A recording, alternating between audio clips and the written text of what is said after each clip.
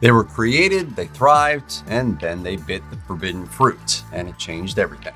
But what happened to Adam and Eve after God kicked them out of Eden? There are a ton of misconceptions in what we might call the pop culture account of Adam and Eve. Genesis never says that the forbidden fruit was an apple, and the serpent who tempts Eve isn't the devil. Still, it gets the broad strokes right. God creates Adam and then Eve. They live in the Garden of Eden until the serpent tempts them to eat the forbidden fruit, and then God banishes them from the garden when their sin is discovered. The aftermath of Adam and Eve's fall from grace is better known for the consequences it had for humanity over anything that happened to the sinners themselves. Genesis itself quickly moves on from Adam and Eve to their children.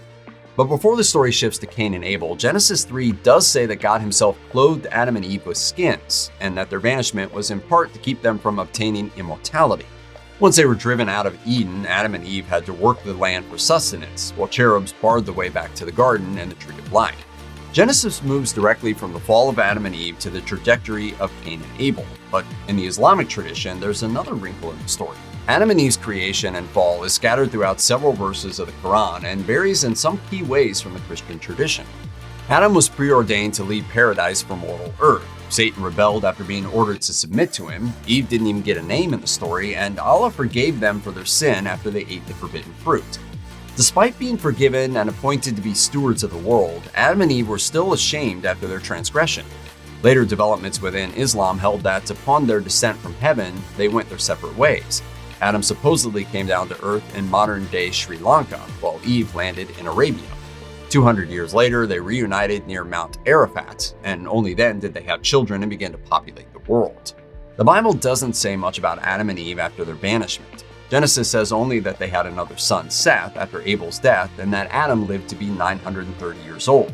But there is a Jewish apocryphal text, sometimes called the Life of Adam and Eve, and sometimes the Apocalypse of Moses, that goes into greater detail on their lives outside the Garden of Eden. According to that work, Adam and Eve were aware of their son's strife and reacted to it, just like most parents would, though they didn't end up influencing what happened very much. At the end of his life, Adam is said to have laid in great pain. He called his sons to him and told them the story of their exile from Eden.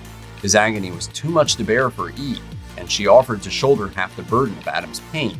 Instead, Adam sent Eve and Seth to approach the borders of Eden and pray for his relief. They made the journey, and on their arrival at the gates of paradise, the archangel Michael promised them relief from suffering, but only at the end of days.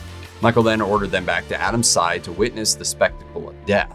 Adam reprimanded Eve for bringing suffering upon them, but Eve rebutted him with her own account of mankind's fall. She watched Adam's soul depart for heaven, and 6 days later, she died too.